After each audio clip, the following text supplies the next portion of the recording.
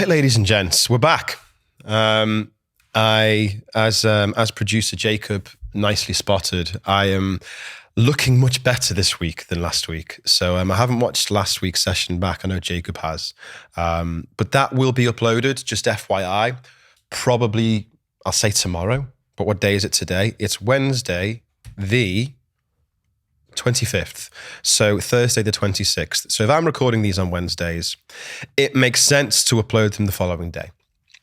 So watch this space, but keep that in mind. Thursdays is going to be the new release day. Let's see. YouTube for the video, Spotify and iTunes. But yeah, last week I was ill, man. I was really ill. So all good. A few remaining snot bubbles, a few little sniffles here and there, but generally speaking, I'm pretty good. So in terms of today, what I want to discuss is the following.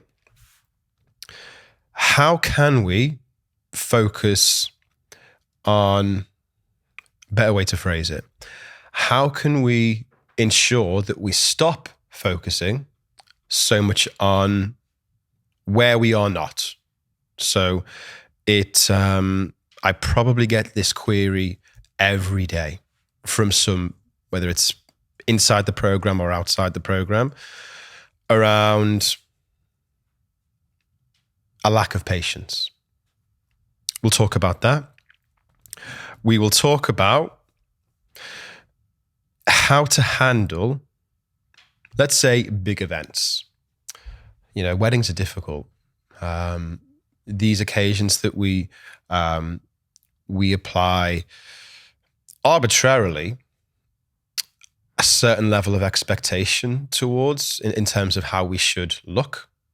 That can be very, very pressurizing. If your appearance is on your mind 24/7, very tough indeed, especially, you know, you tell me, Christmas events, so you see family for the first time, every fucker has an opinion on what you should or should not be eating. Aren't you meant to be on a diet? This, that, and the other. So we'll cover that. And we'll cover, I've got this one written down here, guilt after binge eating. So more specifically, cravings. So how do we manage cravings for things like sweets, all the good stuff? Cinnamon buns. I just had a cinnamon bun. I offered producer Jacob one. He politely turned me down. It was a good one, that, like, from Tesco. Am I allowed to say Tesco? The profile's not big enough yet to be sued. But there are other cinnamon bun brands, just for legal purposes. Right. So how do we, let me get the specific question up from the group. So remember, guys, what I'll do is, at least for the foreseeable, I will jump into the Facebook group. I'll throw a post in there. Say I'm going to be recording a session next week. Give me your questions. And then I'll give you a shout out as the question has been nicely thought out from yourself. And the chances are, I have to say this to the guys in the program as well, we do a Q&A with all the coaches around the table. We do that twice a month, so every 2 weeks. And we have to say to those guys every single time, there really are no stupid questions. We have done this for enough time now to see that the questions pop up over and over and over again.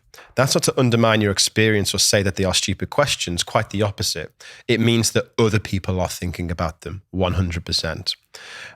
So the first question that we're going to go to is from, this is a fantastic name, D. Hicks Hoover. That's a name, isn't it?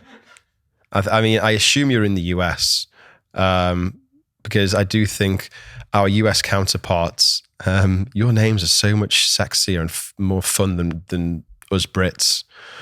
So D has asked, how can we manage the gap between where you want to be and where you are? In other words, how can you have patience in your process? Amazing question. Whenever we're thinking about where we want to be, inherently, this sounds really obvious, but we're thinking about where we are not. But think about the implication of that for a second.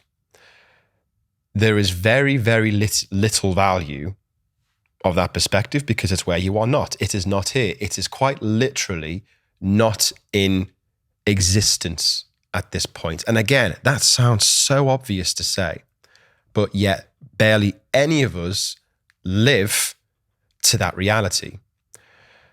This is why it's so important to ensure that you develop a real heightened sense of awareness as to what your thoughts are actually doing. Because, 99% of us live our reality through those thoughts. When thoughts are a construct of our past, and therefore our future is a construct based on that past. It's all a construct aside from what's happening right in front of us.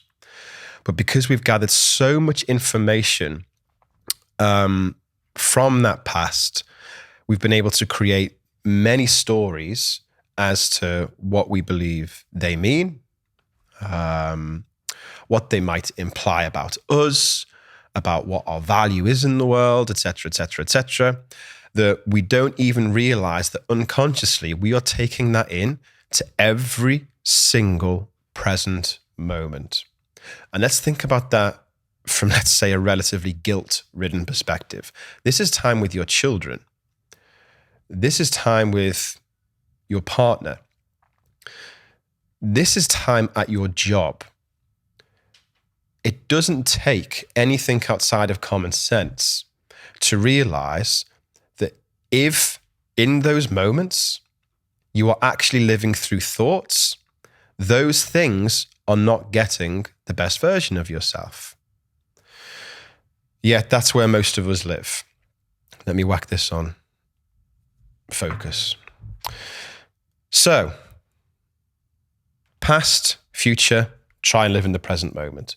Easier said than done. So practically, how do we actually go about that? Because sometimes I can just tell you, because how we emotionally download information is very much dependent on the individual. It depends on how were they brought up, what were their mum and dad like in terms of how they soaked up information. So if you were brought up in a very cynical household, you're going to be a very cynical person because it's a value that you hold. That's what I'm coming to, values. Whereas there are people on completely the other side of the spectrum who we can consider very naive.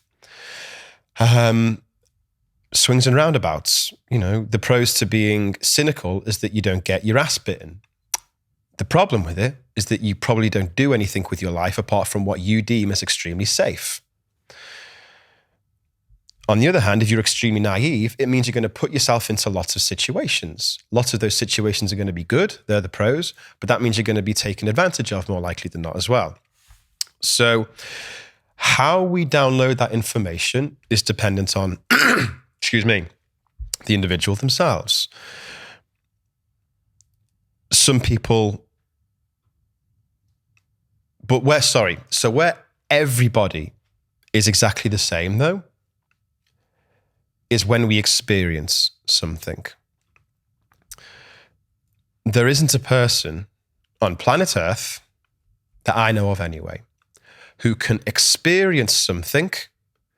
That experience might contradict every other belief that they have held for as long as they can remember. You could be 20, 30, 40, 50, 60, 70, 80 years old.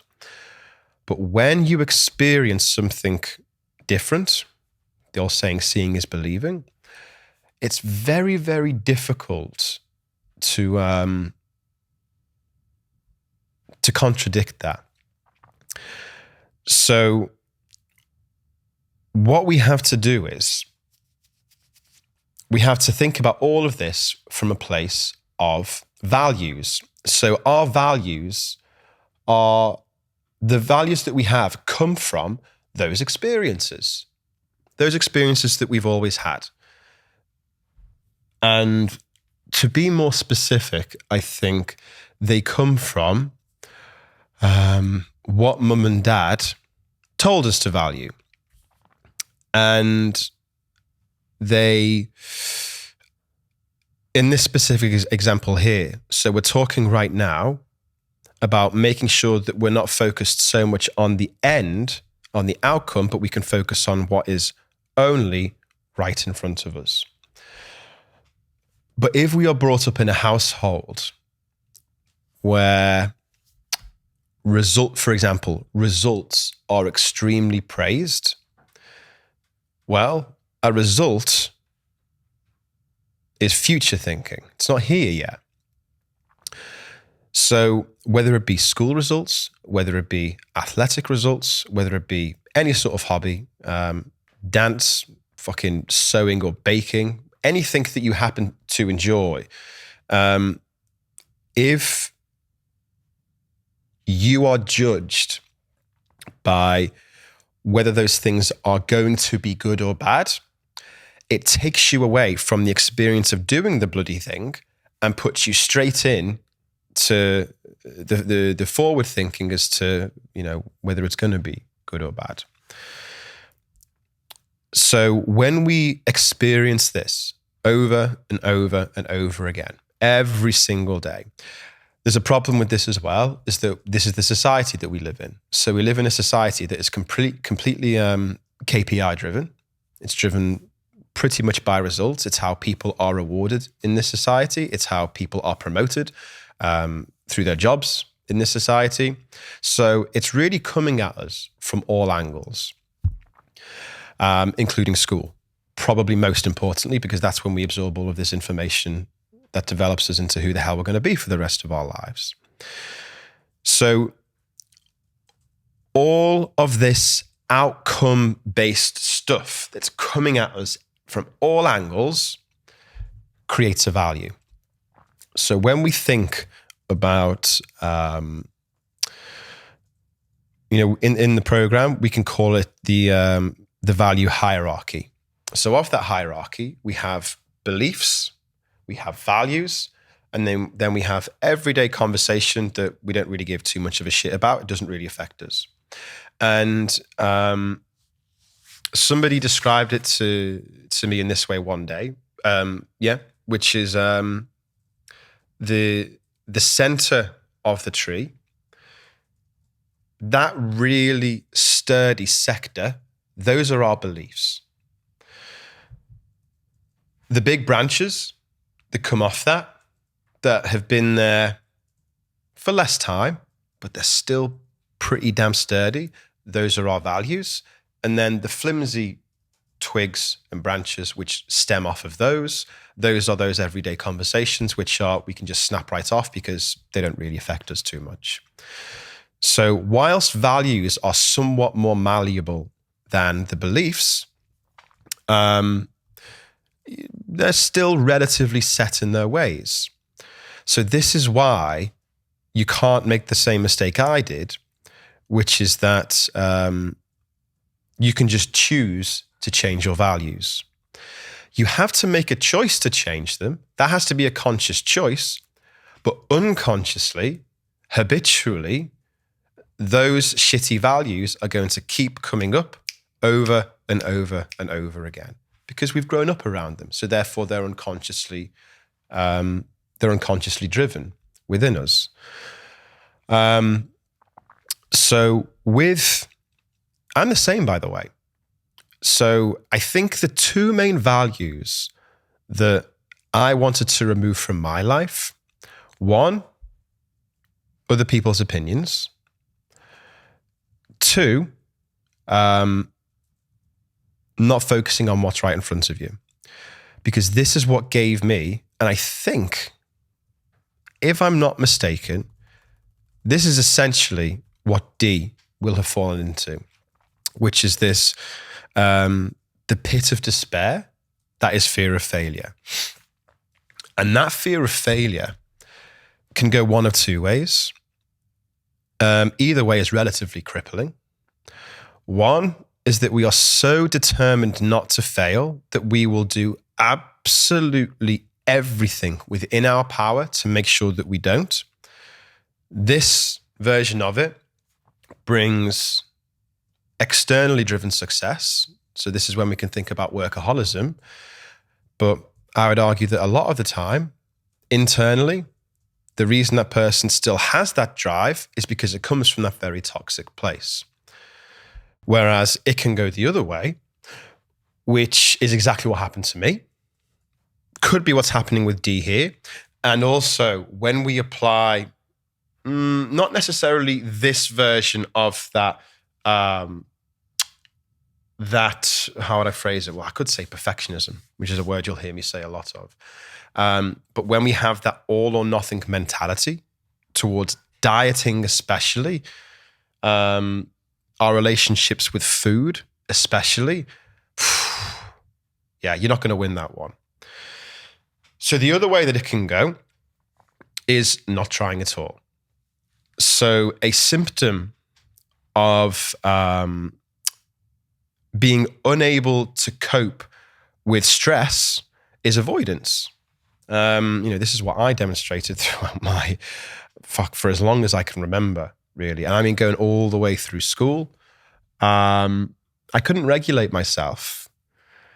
I couldn't handle the stress.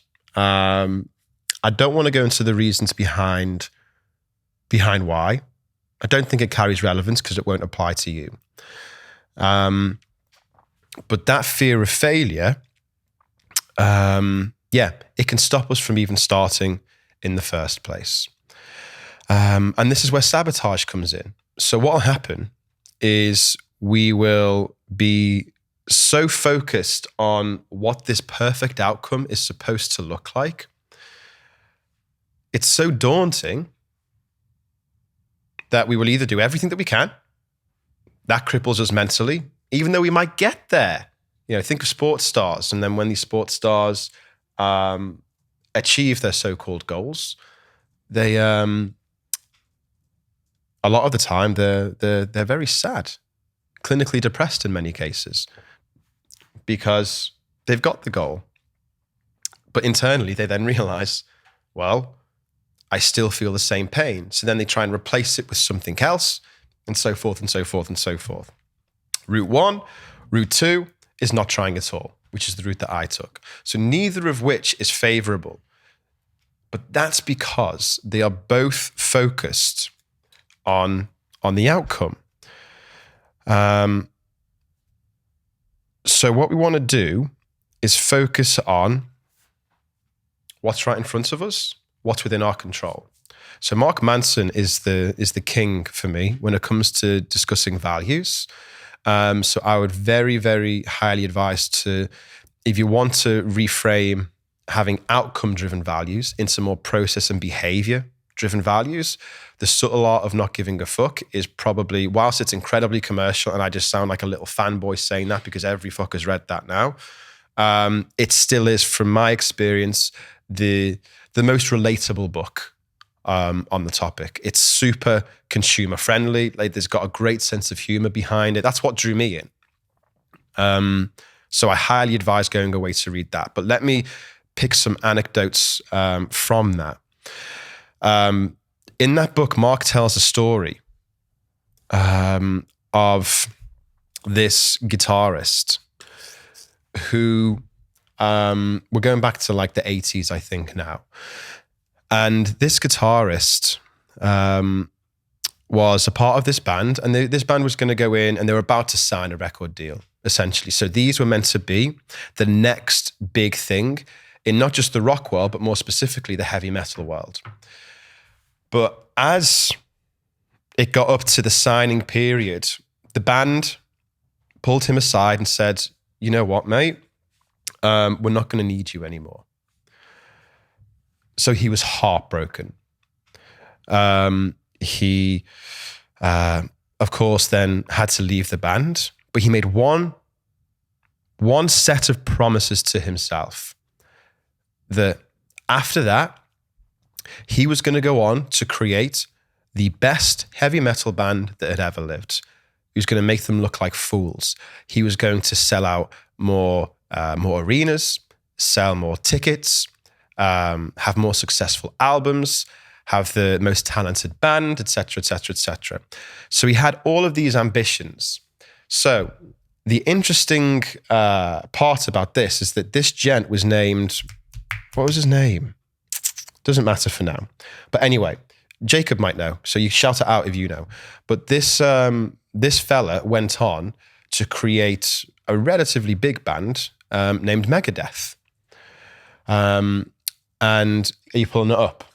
Dave Mustaine, that's the one. So Dave Mustaine went on to create Megadeth, who are indisputably, objectively, quantifiably, one of the most successful heavy metal bands of all time. The problem is that the band that he was initially kicked out of went on to become a relatively well-known band also called Metallica. So Metallica are indisputably the biggest heavy metal band of all time. So this is the interesting element to this story, is that by most people's measurements of success, by most people's measurements of what a good outcome would have been, he'd surely done it. He'd sold out arenas, gold, platinum, I don't know with the platinum albums, but very successful numbers of albums being sold, and all of these, great things that we'd all at least think were great anyway. Yet, when, and this is documented as well, so Metallica also, for their Saint Anger album, I think it was, because I remember watching this documentary when I was at uni. So when they recorded Saint Anger, no, not Saint Anger, that's the song. Anyway, when they recorded that album, they were going through some difficult times. So they've actually brought a psychologist in to assess the band and help them through the recording process, because there were a lot of egos in that band. And one exercise that this psychologist got the band to do was to bring Dave into the room so Dave could talk to them about what being kicked out of the band had actually done to him. And if you want to see an image of a broken man, that is it. Alcoholic, addicted to drugs. I'm not sure about this one, but I'm pretty sure divorced numerous times. So he was left an incredibly sad man, even though he had done all of these, what most of us would consider incredible things. That's because, according to his internal value system, he had failed. This is why outcomes are bullshit. Because outcomes cannot be externally defined, yet that's how we live through them. We live through them through the measurements that society applies to them, when in the end what matters is what we apply to them. Because through everybody else's standards, Dave has every reason to be the happiest man in the world, yet he was crippled by his internal failures. Whereas if he only looked at the things that he could control, such as how much effort he applied, for example, how much he practiced the guitar, how much time he put into writing songs, and then allow everything else that would come off as a byproduct of that to just come off as a byproduct of that, he would have been a happier man because he was controlling what he could control. So the point of the story here, D, is that this is all about your intrinsic value system. If we put the goal at the top of our value hierarchy, we're going to be left constantly unfulfilled Because if that's where goals sit, only two things can happen. One, you reach that goal, and then you're happy when you step on the stage and you get the award. But then after that, you realize internally you're still exactly the same person. This is exactly why so many of you who have lost weight in the past have put the weight back on, because your personal value is in getting to the weight loss, realize you're the same fucking person, you're not happy still, and then the weight comes back on. So that's option one. So you're going to be sad through that.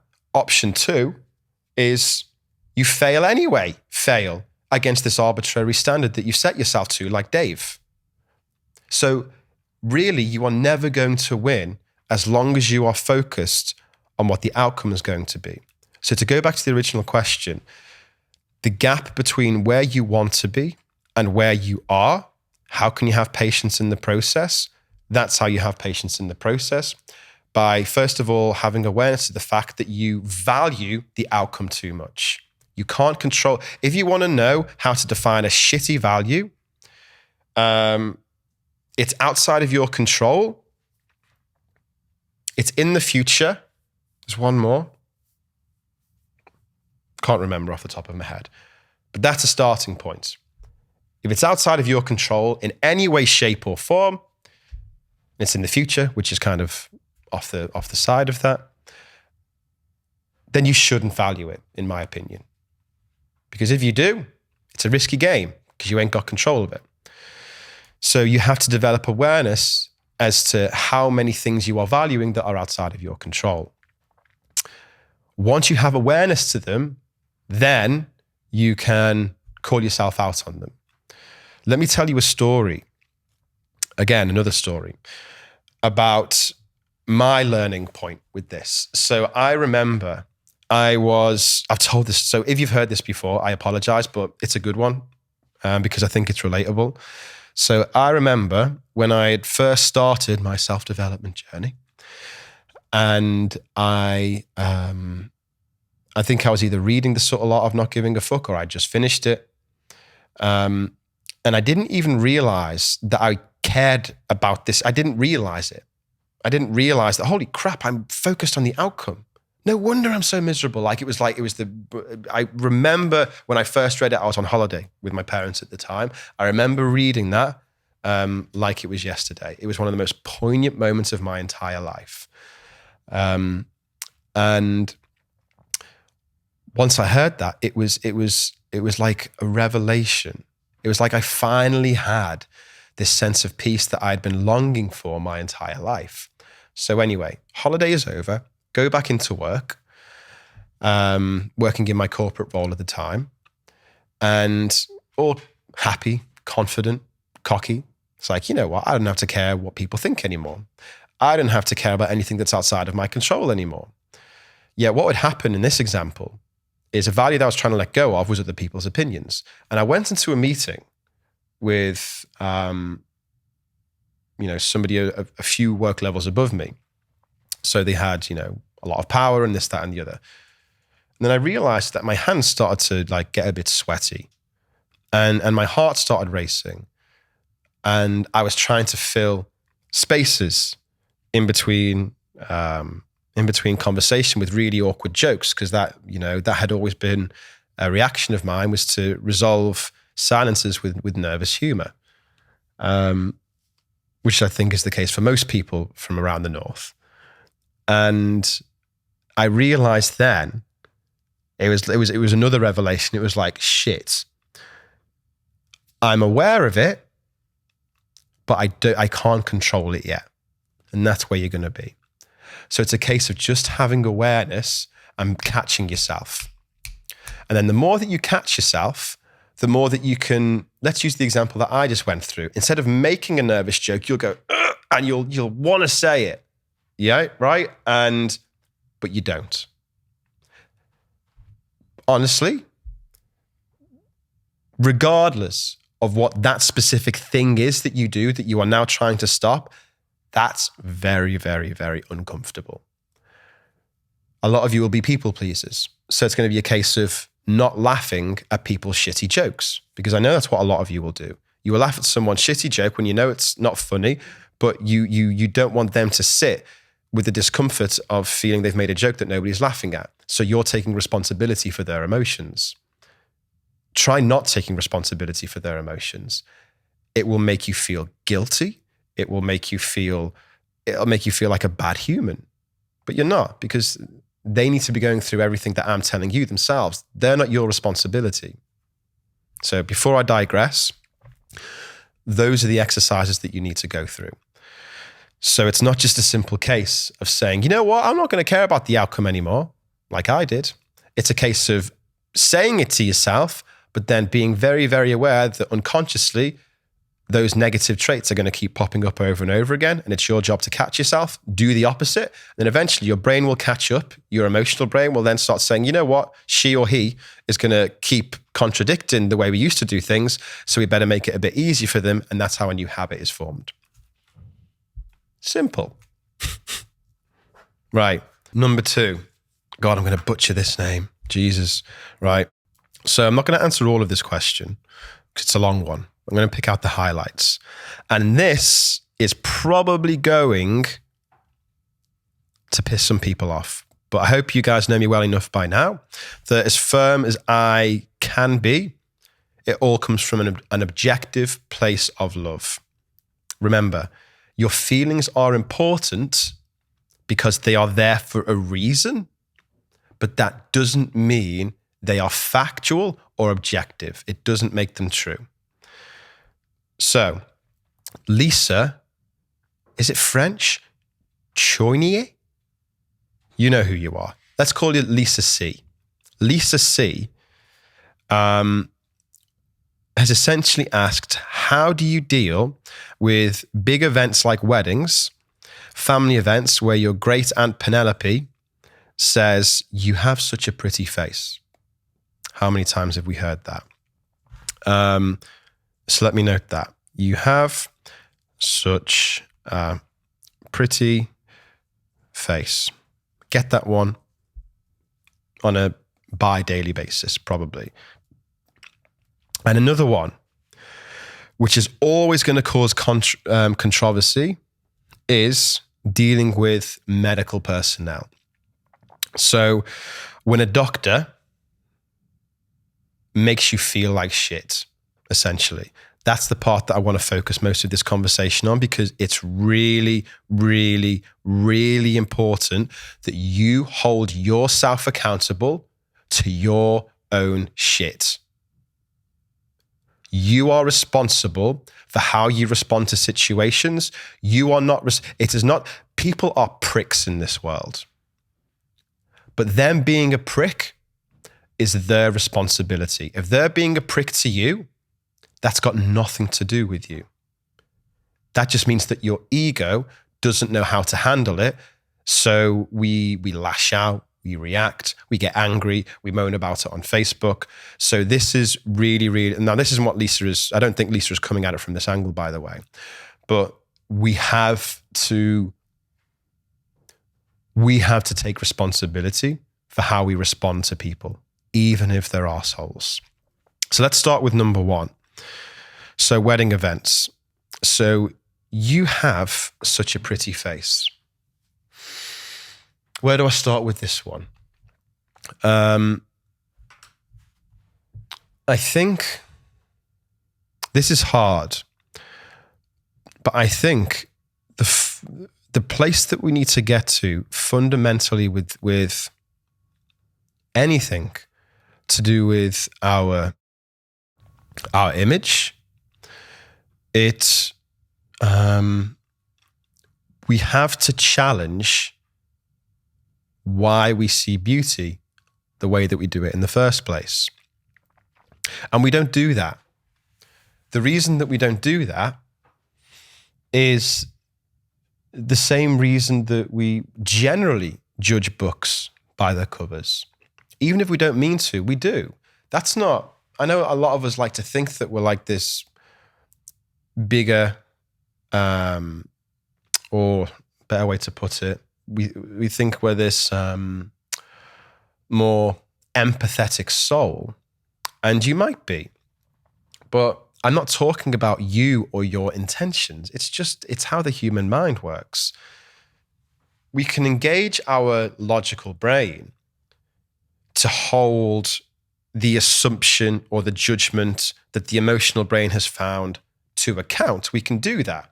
But the emotional brain still thought it. That's the point that I'm trying to make. So it's still always there. We can manage it, and that's difficult to do. That's a high level of awareness. But that thought still comes. And the reason that thought comes unconsciously, it is nothing to do with you. It's been planted somewhere. And that's the same for, Great Aunt Penelope. So this is why it's difficult, is because I don't want to say you've got to have empathy with those people, because you have a right to be pissed off. At the same time, the fact, and again, not an opinion, the fact of the matter is they are a victim of this arbitrary beauty standard bullshit as well. Otherwise, they wouldn't be saying that. So personally for me, that's how I try to look at everything. This is why people can sometimes find it quite difficult to have these conversations with me, because I'm able to take myself out of, if I'm able to catch myself out of whatever thing we're talking about, I'm able to take myself out of whatever it might mean to me. Now, that depends on who I'm talking to. It depends on the topic, and it's certainly not always the case. But I'm able to do it quite well in most circumstances, and most people aren't. Most people really are not. Because how dare you talk to me like that? You know?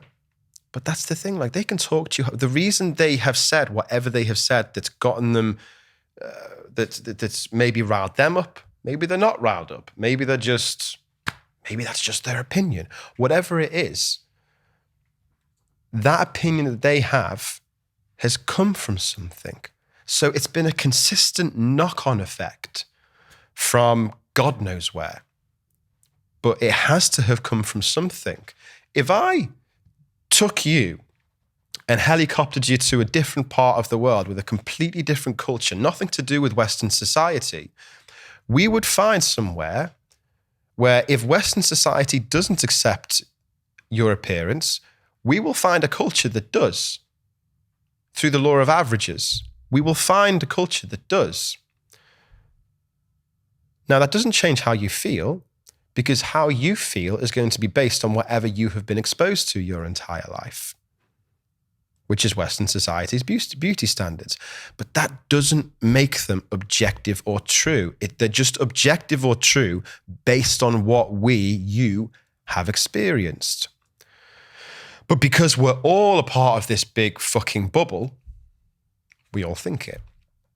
We're doing a better job now at holding ourselves accountable to it, but generally speaking, it's still in a pretty shocking state, you know, as Aunt Penelope would allude to.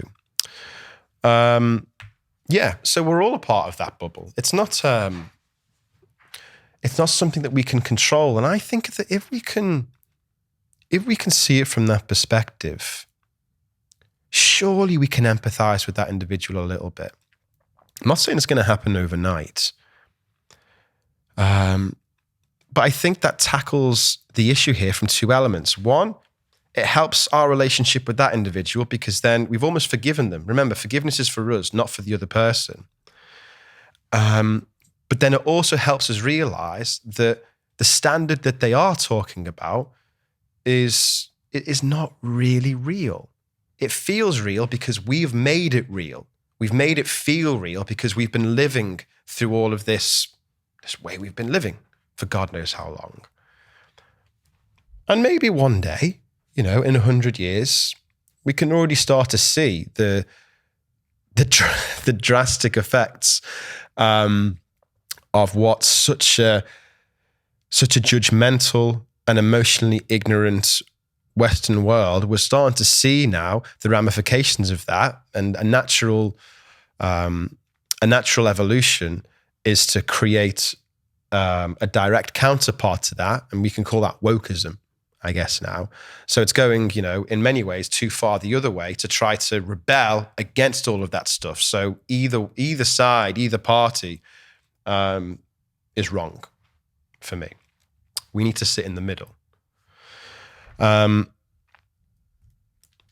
So that's the, let's say, more philosophical way of approaching other people's opinions.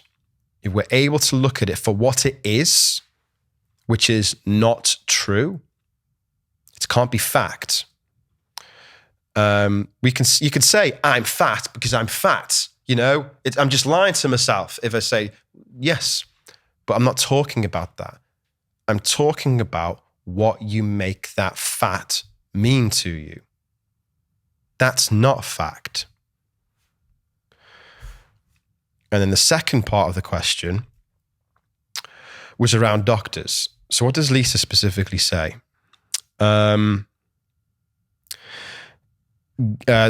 She's quoting, so get on the scale. This is because you are fat. It's not a disease process. Not sure if I understand that 100%. Constant referrals for bariatric surgery. So let me just leave it with that one. What if that bariatric surgery saved your life? What if, because what we've got to understand, nobody listening to this now can deny, well, at least I hope not anyway, that at a certain weight, that is an indicator of certain health markers. That's not up for dispute. That is indisputable. Now, don't misjudge what I'm saying, because you cannot look at somebody's size and know what their health state is. But we can have an indication, and that's the process. So what we know is that when we go through this process, it saved lives. However, there are two things here. One,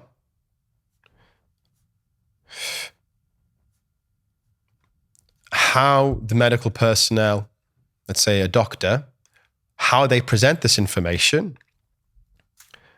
And two, what it means to you. So there is no excuse for presenting information in a dickish way. It sort of goes across the board. I remember when I don't think it was the first, was it the first time? It was early on in my alcohol recovery. And I went to the doctor because I had finally kind of had enough. At least I thought I had. And I actually almost hold him responsible for what happened afterwards, which is wrong of me because I'm responsible for everything. But I had always held him responsible because he was just very matter of fact. There was zero emotion. There was zero empathy. He wasn't angry with me, because I think a lot of doctors take the opinion of, they have to work with people who are on death's door through reasons that are outside of their control. Whereas you have put yourself in this position. That's their opinion. And that's a whole other conversation. That's a podcast in itself. But he essentially said, look, you are going to relapse again. That's what he said to me. And I think according to the data, he was right. But how the fuck do you think that made me feel? And how the fuck what do you think happened after that? Well, I may as well do it today. I'm doing everything I can not to drink. Like every bit of willpower, I'm like shaking here, thinking I'm about to go and have a bloody fit. So if you're telling me that I'm going to relapse, I may as well just get it over with. If I'm already a piece of shit, which is not what he's saying, but that's how it internalizes, I may as well just get it over and done with.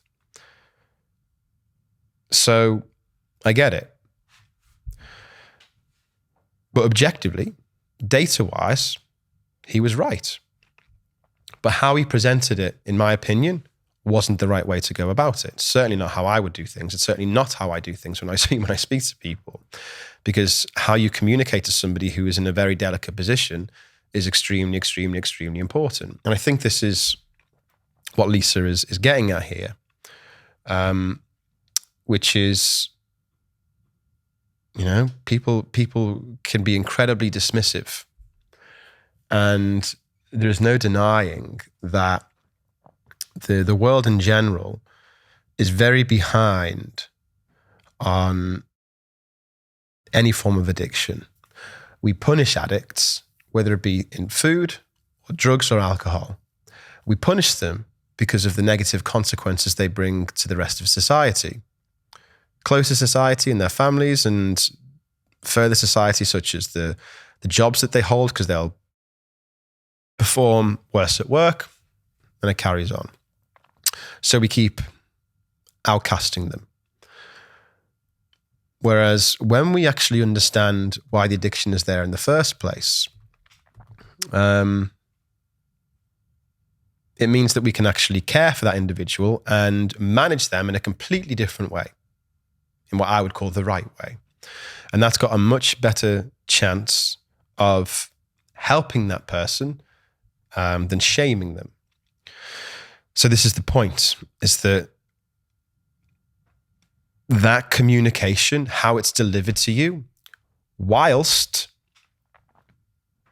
it is your responsibility to manage how you receive information, depending on the topic at hand, that can be very, very, very difficult.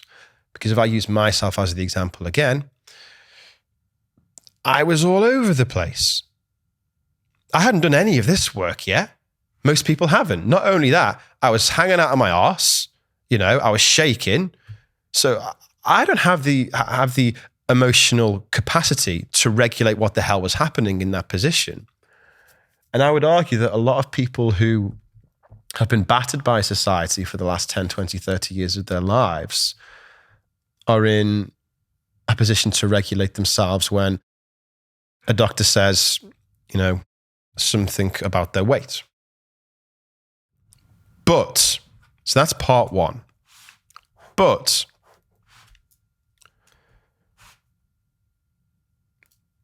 weight is a direct indicator of certain health markers. So it can still help you. We can't ignore those facts. That's living in denial then. And what we have to do is, I saw a video, it's quite popular on TikTok at the moment. I think a lot of people have stitched it. And this girl brings what I would say is a very obnoxious perspective, which is, I went to the doctor and he said, get on the scale. He's like, no, sir, I am not going to get on the scale today. And that's just ego. That's just ego. I get why it's there, because you're sick of how you've been spoken to for so long, but it's still ego. Your ego is yours to own, especially when it's going to potentially help you. Granted, coming back to point one, the doctor could have presented it in a shitty way. That's on them. But in the end, think about this. Let me use myself again as the example. Imagine if in that meeting with the doctor, I was able to regulate my emotions. I did understand myself to a critical degree. I was able to take responsibility for how I react to things, as opposed to expecting somebody to speak to me in a certain way. I wouldn't have felt the same way, because my feelings are my responsibility. So we have to tread that line. We have to tread that line, because the reason it hurts is because of what you've made it mean to you. I use this example all the time, the polar bear example. If I come to you in the street, even in an angry tone, and aggressively call you a polar bear, you're not going to really care about that. You're going to question my sanity, you know? Whereas if somebody came up to you in exactly the same tone and said, you are fat, you are a waste of space because of that, it means a completely different thing, because it's got nothing to do with the actual words themselves.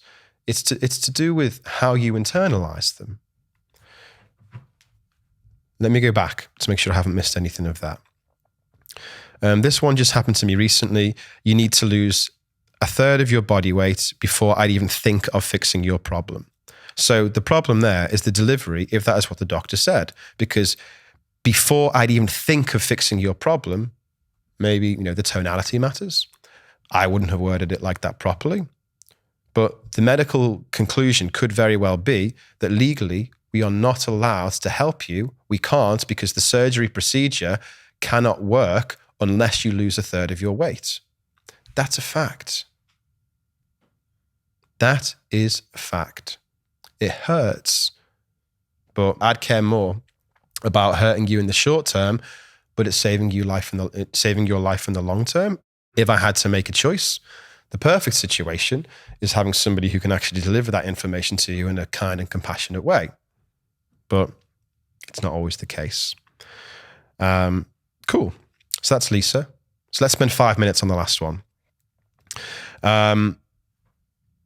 So we've got a lot of French people in here today. Mariette Joubert says, I would love to hear about binge eating and the guilty feelings afterwards. I've kind of covered that, but I think what I can focus on is how to stop craving for treats while watching a TV or movies at home.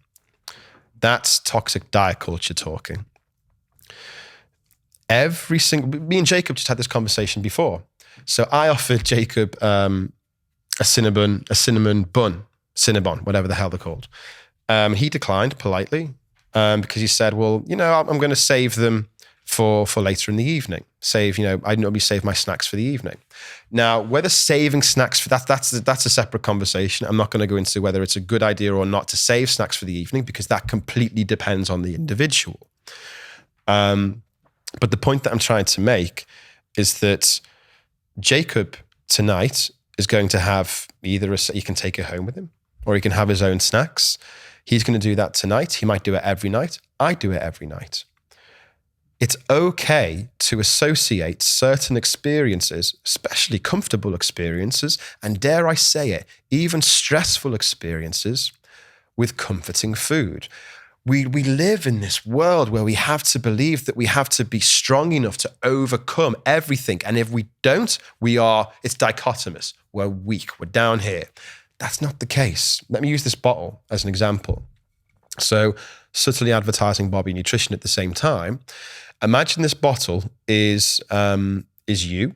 So this bottle is your nervous system and it's your brain. And the liquid, which you can't see, but let's imagine it's sort of halfway up here, that is made up of daily life, daily stress, past trauma. So everything that is sat within that nervous system and within that brain. Now, what we believe we have to do is keep that water level to 0.